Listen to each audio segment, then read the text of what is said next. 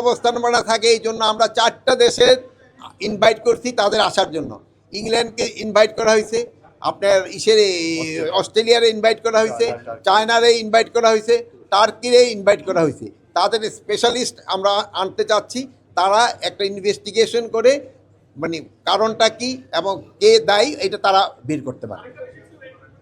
আপনি তো একটা করছেন, আরেকজনে করুক সব। না না, আপনারা যদি বোন একটা প্রশ্ন করছেন, নাহলে আমি আবার বৈষম্যতে পড়ে যাব। বলেন। জানি না, আমি উত্তর দিতে পারবো না। আমি বলতে চাই, আন্তর্জাতিক বিমানবন্দর বাংলাদেশের প্রধান বিমানবন্দর, এখানকার ভিতরে আমরা জানি যে ফায়ার সার্ভিসের বিভিন্ন সরঞ্জাম আছে। আগুন লাগার পর সেগুলো কাজ করেছিল কিনা শোনেন, তাদের 4টা ইউনিট আছে, তাদের 4টা ইউনিট এখানে কাজ করছে, কিন্তু সাথে সাথে যে মানে আমরা হয়তো এক্সপেক্ট করছিলাম যে আরও তাড়াতাড়ি এটা কন্ট্রোল, বাট হয়তো কন্ট্রোল আসতে একটু সময় লাগছে।